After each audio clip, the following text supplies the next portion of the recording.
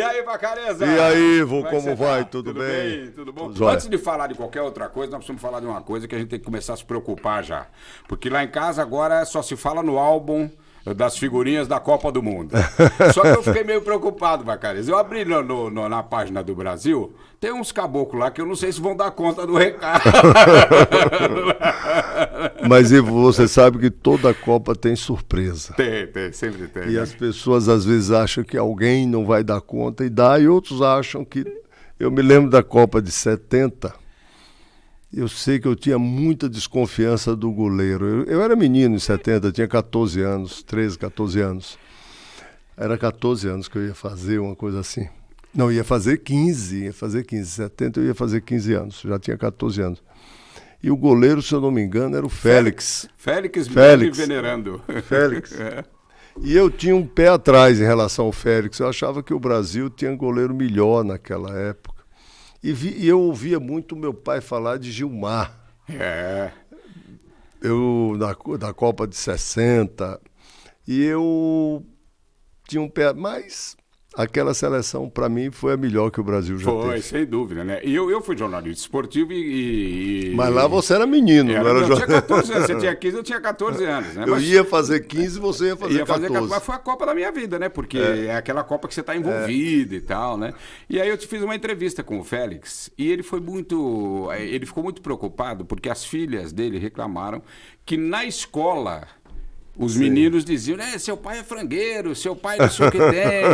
Quando acabou a Copa do Mundo, disse que a primeira coisa que ele fez foi descer lá, depois que tinha aquela festa, descer no estádio, achar um telefone, ligou pra filha e falou, agora você pode falar pra todo mundo aí que eu não sou frangueiro, que eu sou campeão do mundo. Mas eu tinha preocupação com o Félix. Bom, Vacareza, vamos falar um pouco das coisas que estão acontecendo no Brasil. Eu queria começar falando sobre geração de empregos, do problema do desemprego no país, né? E a gente, claro, né, agora todos os candidatos começam a mostrar suas plataformas e para o desemprego tem alguns que querem mexer na lei da trabalhista, tem outros que preferem o desenvolvimento e tal. Como é que você enxerga essa coisa do desemprego? Olha, Ivo, eu acho que essa é uma questão complexa e ao mesmo tempo simples. O que é que aconteceu com o Brasil e, de certa forma, com o mundo? O mundo inteiro, depois da pandemia, começou a dar uma retomada, mas esta retomada não foi na força que as pessoas esperavam. Nós tivemos a guerra, que ninguém sabe exatamente o que é que está acontecendo lá no leste europeu, entre a Ucrânia e a Rússia. Nós tivemos políticas econômicas questionáveis e eu acho que faltou uma concertação mundial para ver o caminho que o mundo deveria seguir. Por exemplo, até hoje a África não foi vacinada. Apesar de sobrar comida no mundo, nós temos fome em todos os lugares, inclusive aqui no Brasil. E aqui no Brasil houve uma certa retomada econômica, que poderia ter sido muito maior. Em geral, depois de uma crise, vamos pegar o exemplo mais recente de uma crise que foi de 2008, com a quebra do Lehman Brothers lá nos Estados Unidos. Nos Estados Unidos, né? E no Brasil chegou em 2009. O Brasil cresceu em 2009, teve uma recessão, 0,5%, 1% negativo, e 7,5% em 2010. Que é um grande crescimento, né? Que é um grande crescimento. Agora nós viemos com um crescimento pífio e agora nós estamos tendo uma certa retomada, mesmo da atividade industrial, pontual em alguns lugares. Mas essa retomada ela tem uma diferença de acordo com as camadas sociais. Por exemplo, nós tivemos uma pequena retomada no emprego, mas não diminuiu o número de moradores de rua. Continua aumentando o número de moradores de rua. Nós tivemos uma pequena queda na inflação. O mês de julho, que foi o mês passado, teve inclusive uma deflação, mas não é uma deflação global. Foi a queda do valor da gasolina e do óleo diesel e do álcool, mas não houve a queda no valor do preço do leite. Então, o preço do leite aumentou. Então, as famílias pobres estão, inclusive, diluindo o leite com água para poder servir uma quantidade de leite. Quer dizer, impactou um pedaço da população, mas uma faixa da população. Não impactou quem tinha que impactar. Para o segmento de classe média. E a retomada do emprego, nós temos que esperar mais um tempo para ver se tem uma retomada. O Brasil precisa de uma política mais consistente. O que seria isso? Primeiro, ter um investimento econômico do Estado, porque tem dinheiro no Brasil para isso, na construção de habitação popular. O Brasil tem um déficit de moradia, de habitação popular hoje, superior a 6 milhões de moradias. Esse número era muito maior. Eu lembro que no governo passado, do Lula, com o projeto Minha Casa Minha Vida, que depois foi seguido no governo da Dilma, foram feitos mais de 4 milhões de moradias. Isso você puxa a indústria, porque você puxa o emprego na construção civil, que aí você emprega uma faixa da população mais de trabalho braçal, mas você puxa a indústria do ferro, do cimento, do aço, a energia. Então você cria um emprego de baixo para cima e aí depois vai empregando os engenheiros. Hoje você tem uma série de engenheiros dirigindo Uber.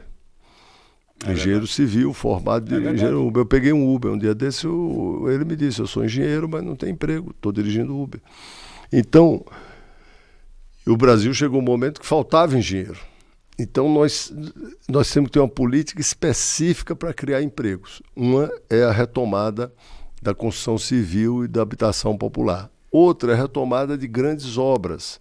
O Brasil precisa ter ferrovias, hidrovias, precisa ter duplicação das rodovias e obras de infraestrutura. Isso gera emprego de qualidade e cria as condições para você ter emprego permanente. E tem outra questão que é fundamental, que é o desenvolvimento econômico. O desenvolvimento das novas tecnologias leva fatalmente à redução do trabalho. Então, nós estamos numa era que as pessoas vão cada vez precisar trabalhar menos. Então, é impossível não reduzirmos a jornada de trabalho. O Brasil, a jornada de trabalho é 44 horas semanais. Não existe um país desenvolvido do mundo que a jornada seja 44 horas. A França é 36, 38, a Itália é 38. O mundo desenvolvido, e o Brasil não pode se colocar nos países subdesenvolvidos. A regulamentação da jornada de trabalho é uma jornada de trabalho menor do que 40 horas. O simples fato de você reduzir a jornada de trabalho, você já aumenta a quantidade de emprego. E quanto mais gente trabalhando, é a capilaridade do dinheiro para gerar emprego, porque emprego você gera não só nas atividades de pontas ou nas grandes obras, você gera emprego no comércio, na indústria, no turismo. Dei o exemplo aqui do turismo. Você imagina a beleza que é esse nosso grande e imenso Brasil? Nossa. Você imagina a quantidade de praia, de clima de montanha, de selva, de Mata Atlântica, Amazônia, de cajuais, lá no Nordeste, tem selva de caju. Então, você imagina o que seria uma política específica de desenvolvimento da indústria do turismo para atrair turistas e criar emprego nessa área? Então, isso depende de política de governo. Esse ano nós estamos no ano da eleição. É o ano do povo fazer boas escolhas. Então tem que ver o projeto e criar emprego. Deputado federal ajuda, deputado estadual ajuda, governador ajuda, mas isso é uma política global do país. Ao mesmo tempo, como eu disse que é simples e é complexo, nós temos que mexer na legislação. Por exemplo, a forma que o Brasil cobra imposto é uma forma que impede o desenvolvimento econômico, que impede a criação de empregos. Uma empresa pequena ou uma empresa média, ela é escorchada de imposto. O trabalhador, na sua carteira de trabalho assinada, ele tem um salário, uma parte disso é imposto, chamado aqui no Brasil de imposto de renda. Isso não é renda. Isso é remuneração do trabalho. Renda é outra coisa. Renda é você ter um dinheiro, colocar a juro. Isso é renda.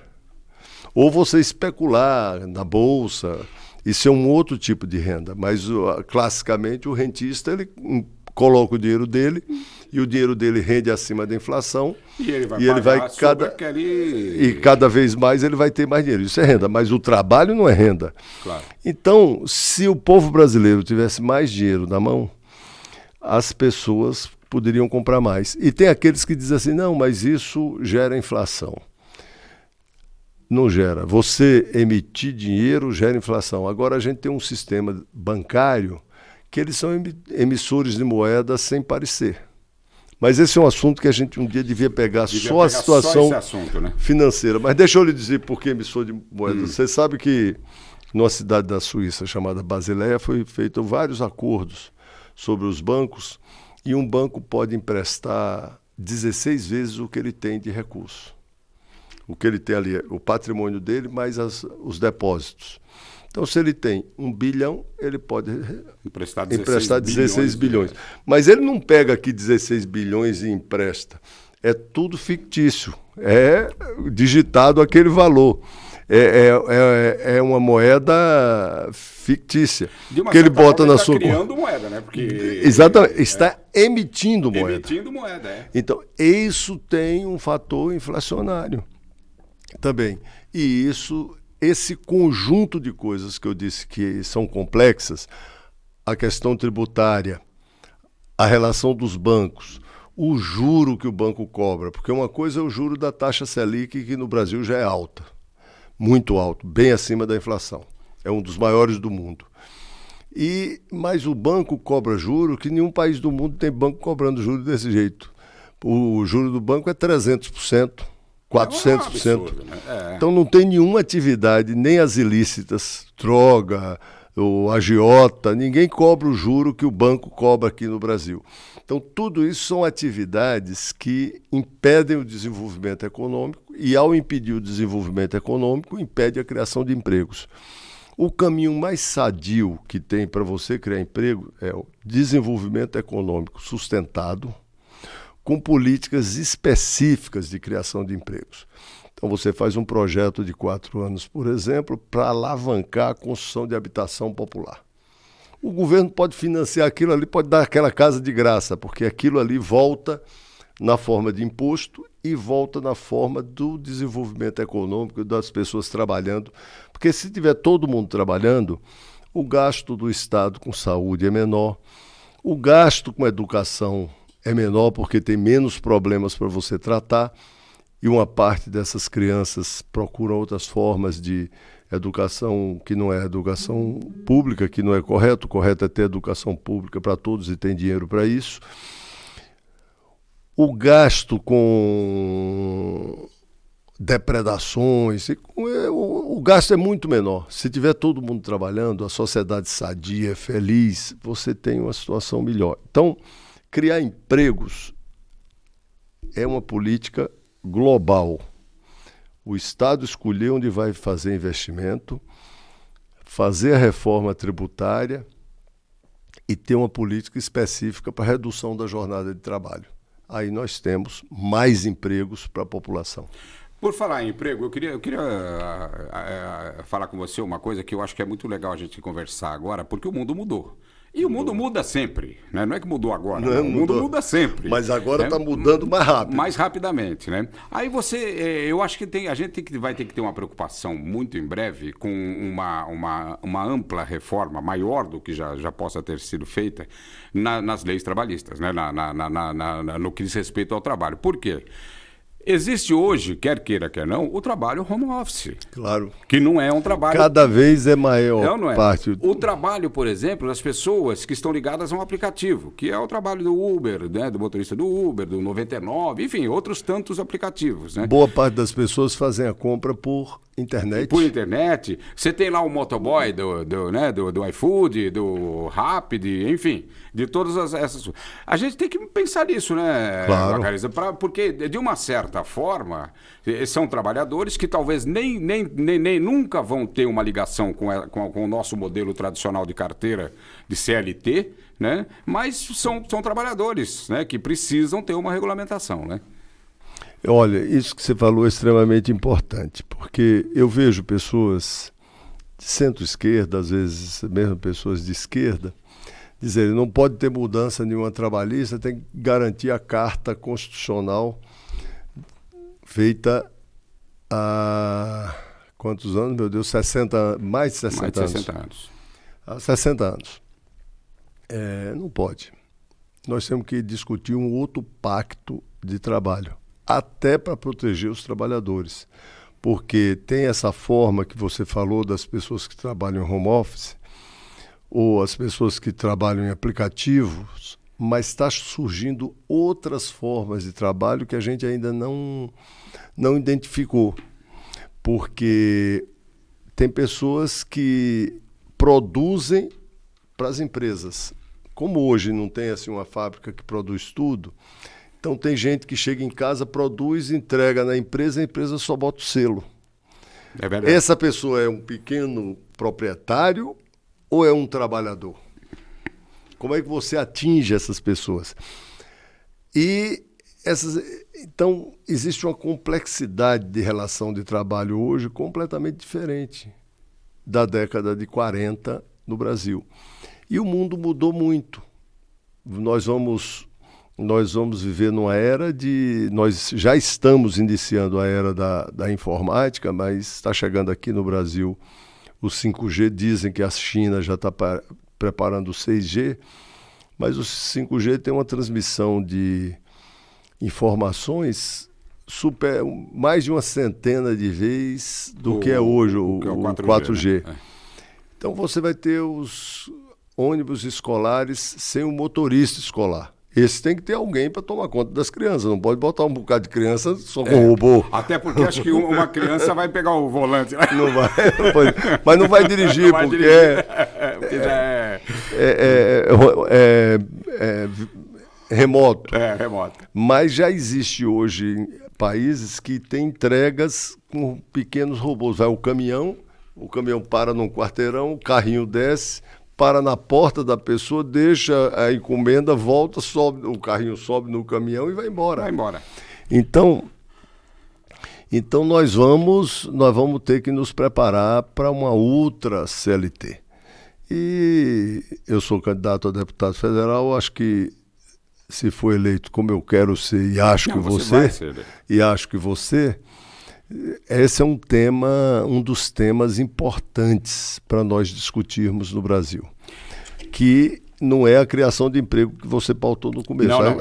A criação é como você vai regulamentar isso, né? os direitos trabalhistas. Eu tenho a honra de ter presidido uma comissão que colocou como primeira prioridade a regulamentação dos direitos trabalhistas dos empregados domésticos, porque até essa data, que eu fui, se eu não me engano, foi 2013 ou 2014, o direito dos empregados domésticos os direitos gerais dos trabalhadores, os empregados domésticos não tinham. Hoje já tem. Nós colocamos e vimos fórmulas o Jucá foi o relator, eu fui o presidente da comissão e foi aprovado na Câmara e no Senado e nós regulamentamos a Constituição.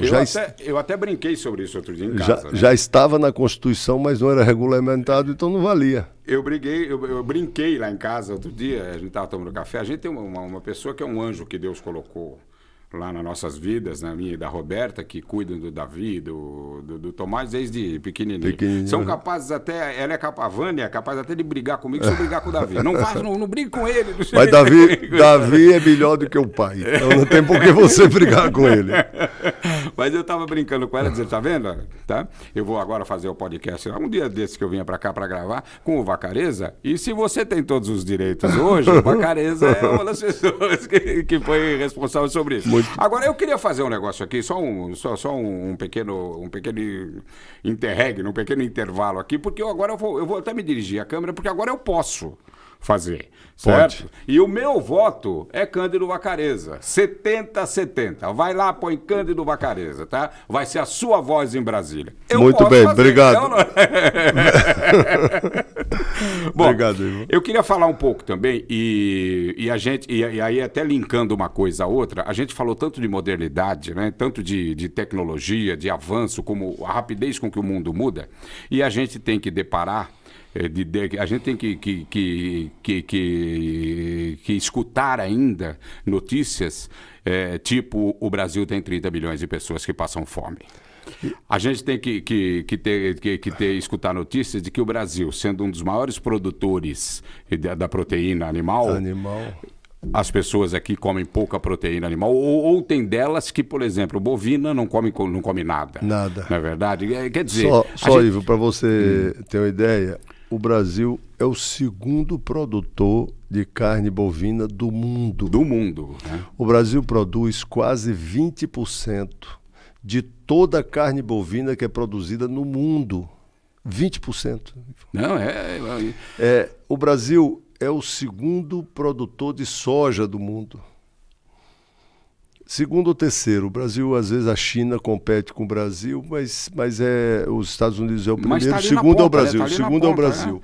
O Brasil é o terceiro produtor de milho do mundo. E tem 30 milhões de pessoas passando fome. Então, quer dizer, você tem... falta de política isso aí.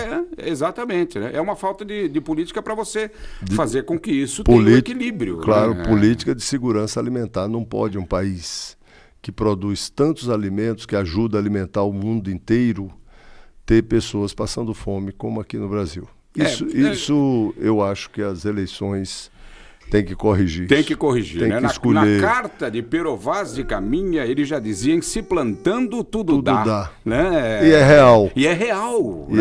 É uma coisa inacreditável. Porque se você imaginar, o Brasil tem a maior fronteira agrícola do mundo, não é porque só é um país grande. O Brasil é menor em termos de dimensão do que os Estados Unidos, é menor do que a Rússia, é menor do que a China, mas o Brasil não tem as geleiras e o deserto que tem na Rússia, não tem os desertos que tem nos Estados Unidos, não tem as geleiras e os desertos que tem na China, e mesmo se você pegar os Estados Unidos, uma boa parte dos Estados Unidos, uma parte do ano é gelo, não pode produzir nada. É verdade. Como na Rússia, como na China também. Aqui não. Aqui nós temos o ano inteiro para produzir. A Bahia, por exemplo, produz uva o ano inteiro e com 2 safras bem produtivas. Bahia e Pernambuco, né? Que é ali no Vale do São Francisco, na altura de Petrolina e Juazeiro, um lugar belíssimo que todo mundo deveria conhecer. E que deveria ter E que a indústria do turismo teria que ter, né, para fomentar isso. Bons hotéis, né? Convite para o mundo visitar, passear ali no vapor do vinho. Mas se você pegar aqui em São Paulo, a beleza do Paranazão e do encontro do Paraná com o Rio Tietê, do encontro do Rio Tietê, melhor dizendo, com o Rio Paraná. Porque o Rio Tietê deságua, né, no Paraná. É um lugar muito bonito, ali Pereira Barreto, aquele lugar é muito bonito. E cidades como Panorama, como o Presidente Venceslau, o Presidente Prudente, você tem um potencial turístico imenso, que não é aproveitado, não é bem aproveitado. Bom, mas é assim, né? A gente tem que começar a entender definitivamente que eu pelo menos penso assim, eu tenho certeza que você pensa da mesma maneira. Você ter a maioria das pessoas felizes, te faz mais feliz. Claro. Você não vai confrontar, muitas das vezes, com a infelicidade, a infelicidade dessa pessoa gerando problemas de criminalidade, enfim, problemas de falta de educação de qualidade para essas pessoas. Quer dizer, tudo vai ser melhor para você, né? E aí tem gente que acha que só quer para si. Aqui eu não estou falando em dividir nada, eu estou falando em dar oportunidade, né? E as pessoas acabam não tendo oportunidade, né, Vacarezza? Esse é um ponto importantíssimo. Você falou da felicidade, quando você estava falando, eu fiquei pensando no ex-governador de Brasília, Cristóvão Buarque. Cristóvão Buarque foi senador. Eu era deputado federal quando ele foi senador.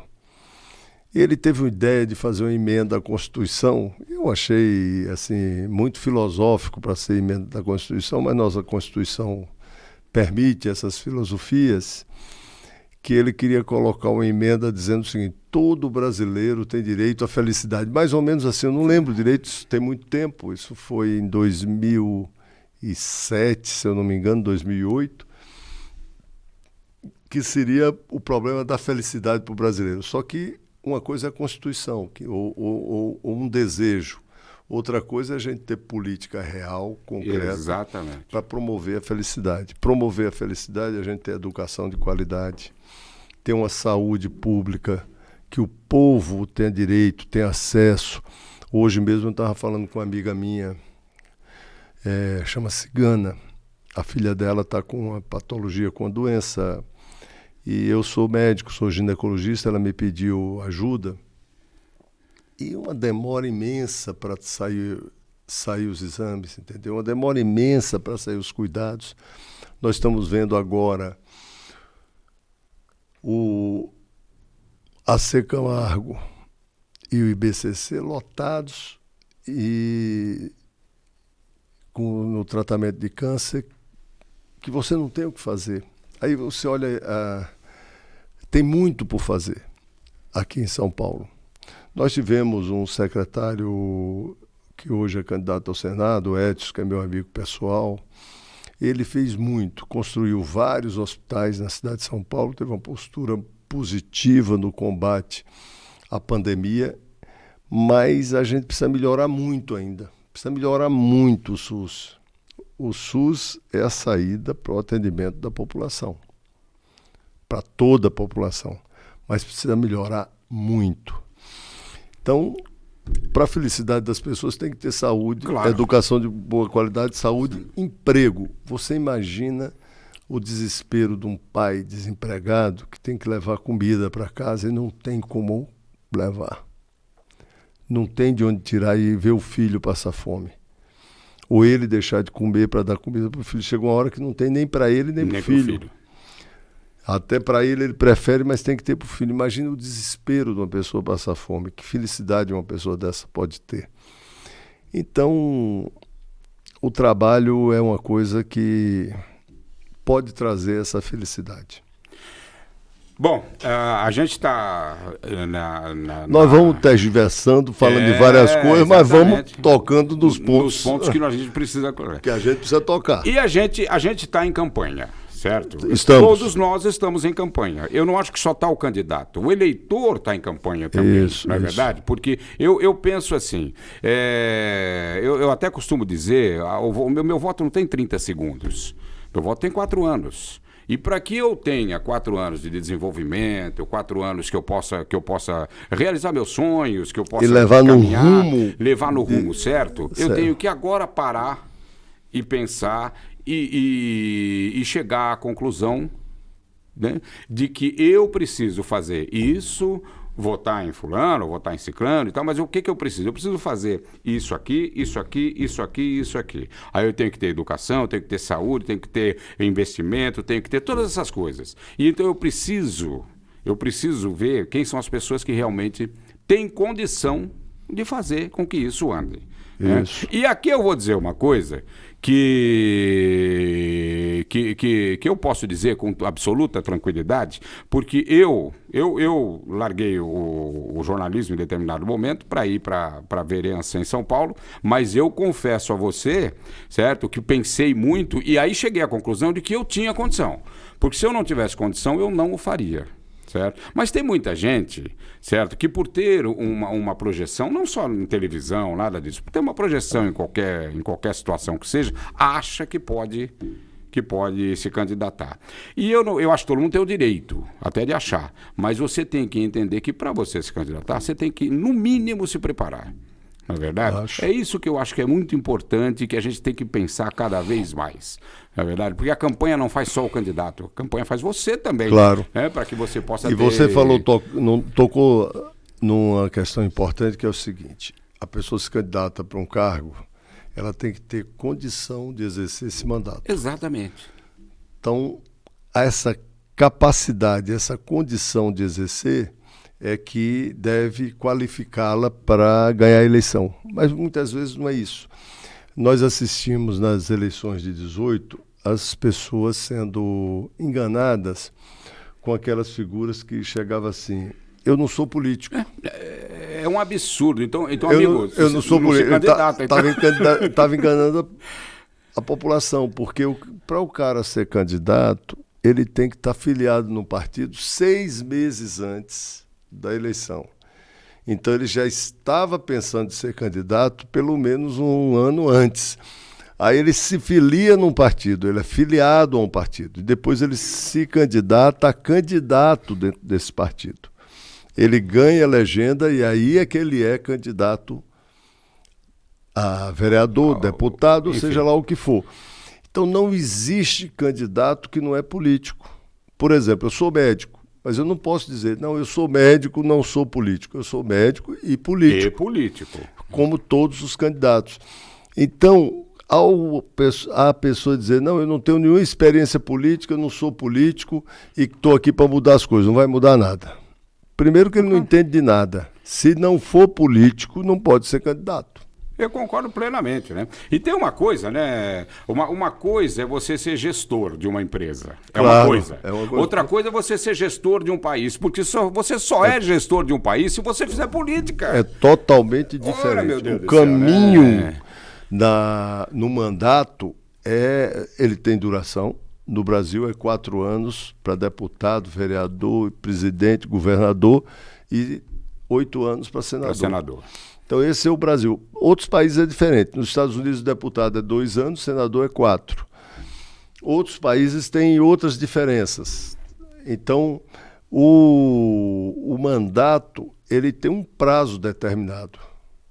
E ele é confirmado depois ou desconfirmado de acordo com a eleição. Então a pessoa se elege por 4 anos para cumprir determinadas tarefas que ele prometeu que ia fazer.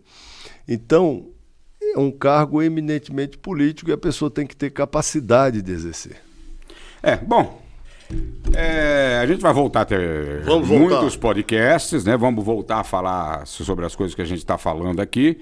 E eu tenho certeza absoluta que o que a gente faz aqui, Vacarezza, evidentemente que a gente está aqui discutindo como 2 políticos, certo? Então, você é médico, eu sou jornalista, mas nós somos políticos. Mas, ao mesmo tempo, eu acho que a gente está prestando um serviço, né, à população. Porque se a gente discute as coisas que precisam ser reformuladas, que precisam ser mudadas no país, as pessoas começam a entender realmente o que tem que ser feito para que essas coisas aconteçam. Exatamente. Então, por isso que a gente está aqui se reunindo toda semana. Muito bem. Certo, Vacarezza? E o tema que você pautou do emprego é um tema fundamental para a felicidade, para o desenvolvimento econômico, porque quanto mais gente trabalhando, tem mais dinheiro no país circulando e melhor para o país se desenvolver e para o futuro do nosso país. Então, é isso aí. Gostei do tema. Um abraço, Vacarezza. Um abraço.